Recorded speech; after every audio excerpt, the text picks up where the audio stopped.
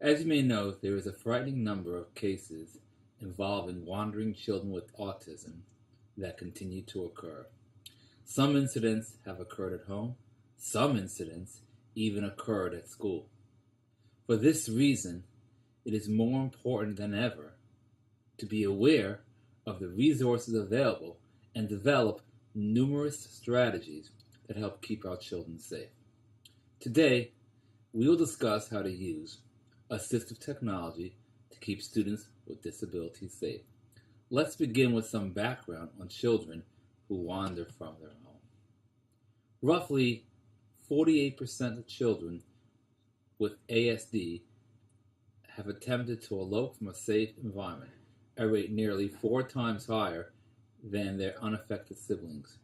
In 2009 through 2011, accidental drowning accounted for 91% of total U.S. deaths reported in children with an ASD ages 14 and younger, subsequent to wandering or elopement. More than 1/3 of ASD children who wander or elope are never aware or rarely are able to communicate their names, address, or phone numbers. 2 in 3 parents of elopers reported their missing children as having a close call with a traffic injury. 32% of parents reported a close call with a possible drowning. Wandering is ranked among the most stressful ASD behaviors by 58% of parents of elopers. The Amber Alert program was created in 1996 and is operated by the U.S. Department of Justice. As of November 3rd, 2014, 711 children have been successfully recovered as a result of the program. The first 3 hours are the most critical when trying to locate a missing child. 62% of families of children who elope were prevented from attending and joining activities outside the home due to fear of wandering. 40% of parents have suffered sleep disruption due to fear of elopement. Children with ASD are 8 times more likely to elope between the ages of 7 and 10 than their typically developing siblings. Half of families with elopers report they have never received advice or guidance about elopement from a professional. Only 19% had received such support from a psychologist or mental health professional. Only 14% had received guidance from their pediatrician or another physician. Now that I have given you some background on this epidemic, let us look at how technology can help address these concerns. The Safety Net by LoJack is a radio frequency-based system designed to aid locating missing people who suffer from a cognitive disorder such as Alzheimer's or autism and who are at risk of wandering and becoming lost. More information can be found at www.lojack.com/people-at-risk. Project Lifesaver provides protection and safety to even more individuals who wander due to autism, Down syndrome, Alzheimer's, dementia, or other cognitive conditions. More information can be found at www.projectlifesaver.org. A new emerging trend is to wear wearable ID products. For example, My Precious Kid has created wearable ID products for your family. Wearing a physical ID every day will keep your children safer. Of course, the child needs to know that they can use their ID bracelet to call mom or dad. You should also inform your child that your cell phone number is under the bracelet. More information can be found at www.myprecioukid.com/products/wearable-ID products.html. Now, as you know, the LoJack, Project Lifesaver, and wearable IDs all have promise. There's only one problem with these kind of technologies. Many children who have autism do not like to wear wristbands or any kind of device that they might find constraining. So temporary tattoos actually have found a very innovative strategy to address those kids who like to rip those, bracelets, tags off. Why not use a temporary tattoo? Temporary tattoos are removable tattoos that go on the skin with water and can last up to 7 days.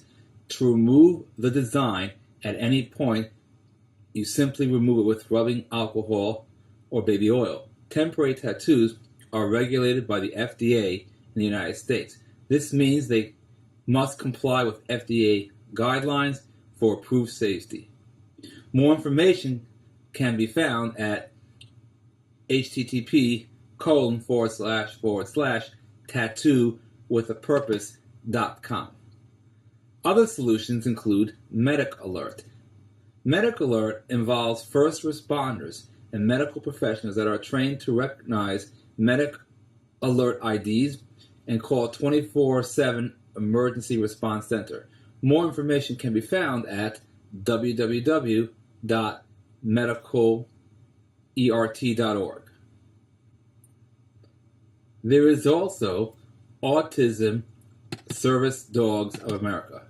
The service dog's calming presence can minimize and often eliminate emotional outbursts, enabling the child to more fully participate in community and family activities. In many cases, the service dog accompanies the child to school, helping with transitions between activities and location. Having a service dog helps increase opportunities for the child to develop social and language skills with others. More information can be found at http://autismservicedogsofamerica.com. Well, let's now move on to the following situation. What do you do when a child is missing? So here we go. Always call 911 immediately if your loved one is missing from your home. Clearly state your child's name.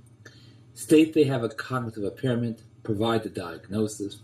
State they are endangered and have no sense of danger. Provide your child's radio frequency tracking number, if applicable.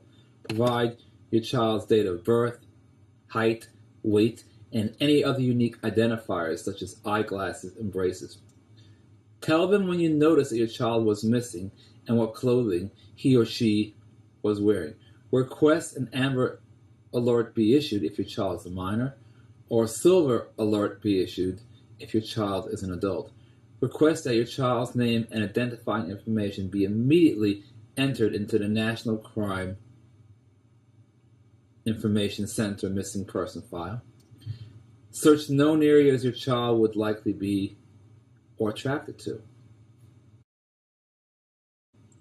For a child with disabilities, safety begins at home, as they spend almost as much time at home as they do in school.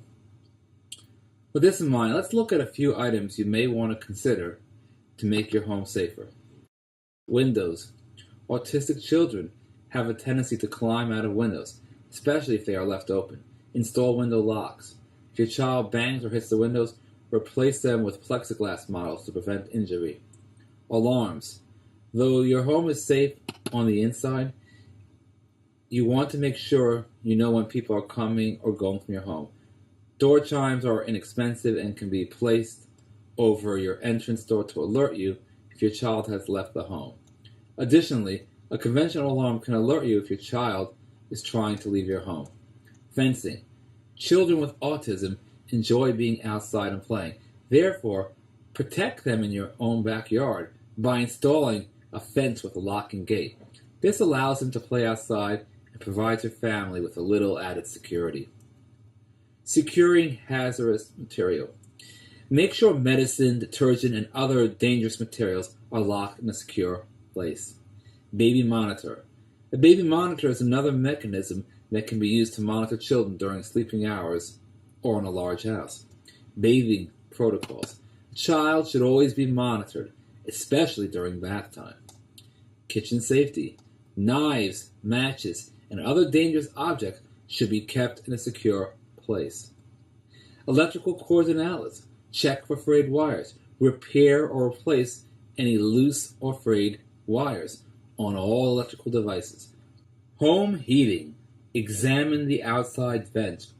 They should be properly sealed and clear of obstruction to prevent carbon monoxide buildup in the house. Recheck during and after a snowstorm. Smoke and carbon monoxide detectors. Install smoke alarms and carbon monoxide detectors generously. These should be on each floor of the house, covering all sleep areas. Now, let's move on to internet safety. As you may know, the internet has drastically changed the way children interact with the world. They have access to in-depth knowledge, tools to express their creativity, and people from all over the world. However, the internet also provides new risks, including cyberbullying, exposure to inappropriate material, online predators, revealing too much personal information. For example, 93% of teens ages 12 to 17 go online. Children 5 years and younger, 80% of them use it at least once a week. 1 in 25 children ages 10 to 17 received an online sexual solicitation where the solicitor tried to make offline contact. 4% of cell phone owning teens ages 12 to 17 say that they have sent sexually suggestive nude or semi-nude messages to other via text messages. 15% of cell phone owning teens ages 12 to 17 say they have received sexually suggestive nude or semi-nude images of someone they know via text. Now, cyberbullying is just what it sounds like. Bullying through internet applications and technologies such as instant messaging, IM, social networking sites, and cell phones. Now, cyberbullying comes in a variety of flavors, including flaming and trolling. Flaming and trolling is the sending or posting of hostile messages intended to inflame the emotions of others. Happy slapping. Happy slapping involves recording someone being harassed or bullied in a way that usually involves physical abuse, then posting the video online for public consumption. Identity theft or impersonation. This involves stealing someone's password and or hijacking their online accounts to send or post incriminating or humiliating pictures, videos, or information. Photoshopping. Photoshopping involves doctoring digital images so that the main subject is placed in a compromising or embarrassing situation. Physical threats. Physical threats, of course, are sending messages that involve threats to a person's physical safety. Rumor spreading. This involves spreading gossip through email, text messaging, or social network sites. So, here are some signs that your child may have been a victim of cyberbullying. So, child might avoid the computer, cell phone, and other technological devices or appear stressed when receiving an email, instant message, or text. Child withdraws from family and friends or acts reluctant to attend school and social events.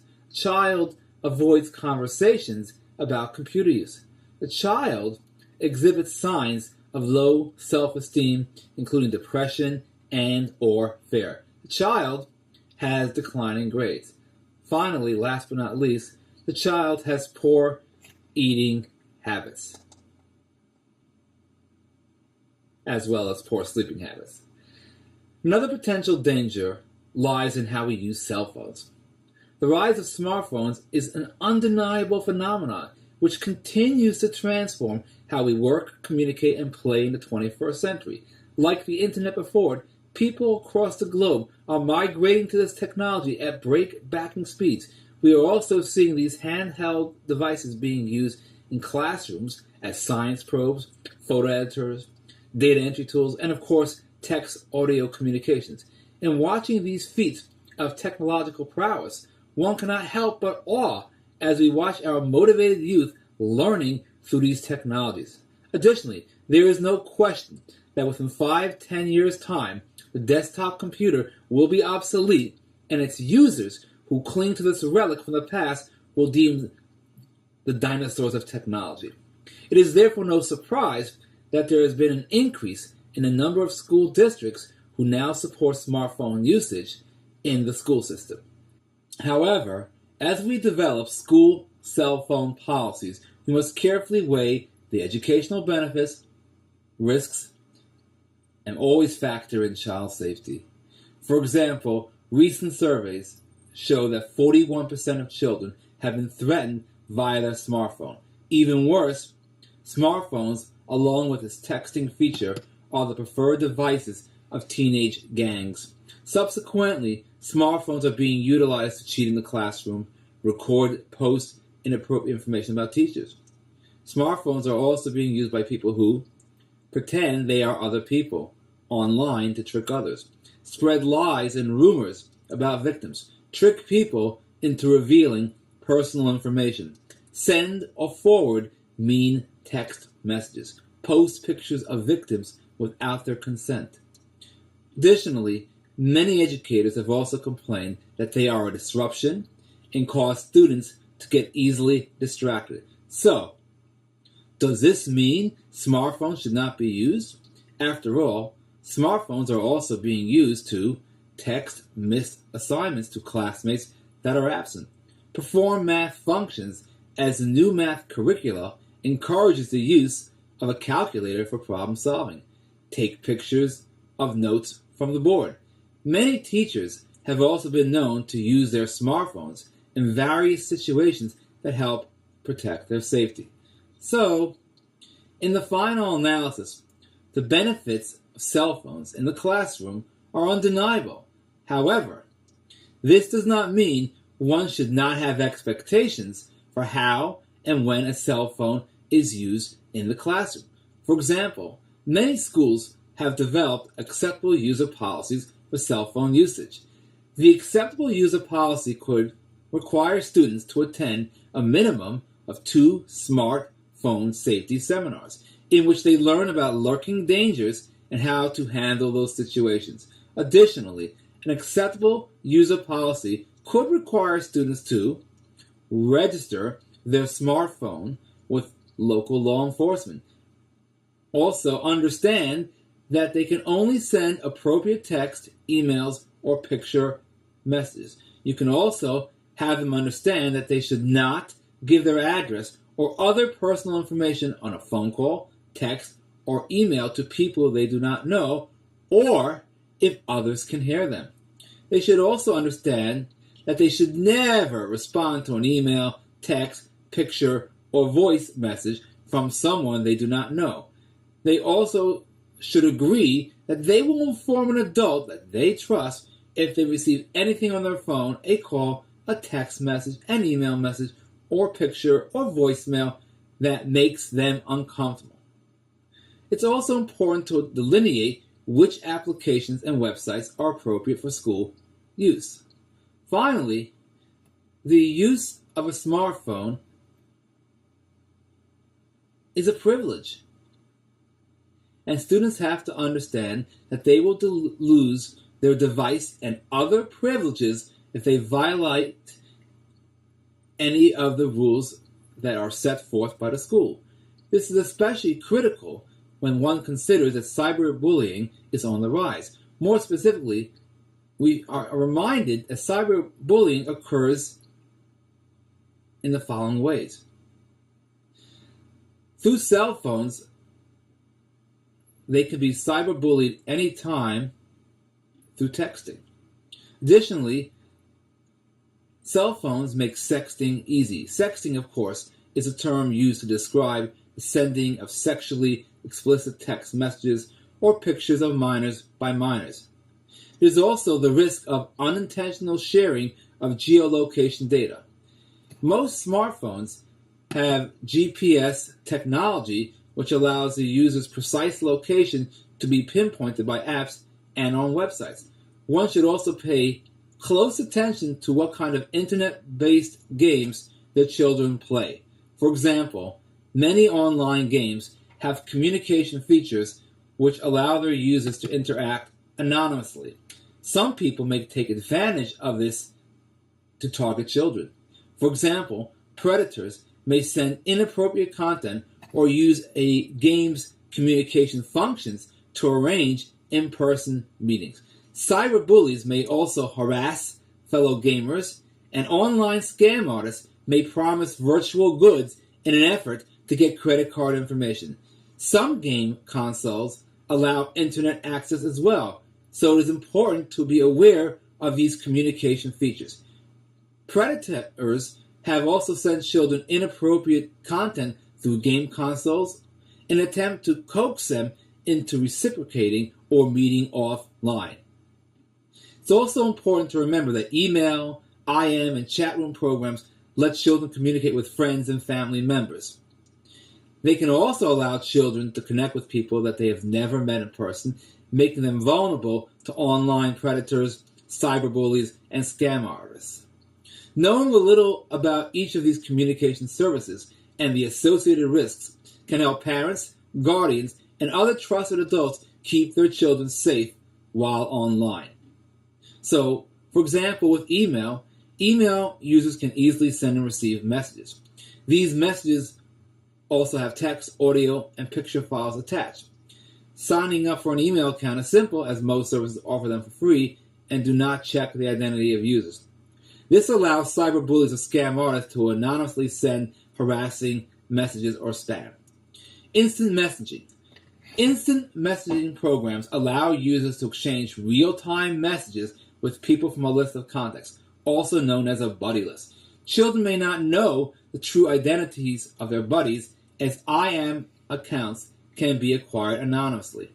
Chat rooms. Chat rooms are online hangouts where one can talk about anything, current events, books, and other common interests. Users often do not know each other in real life, so it is important that trusted adults keep a close eye on the content of any conversation.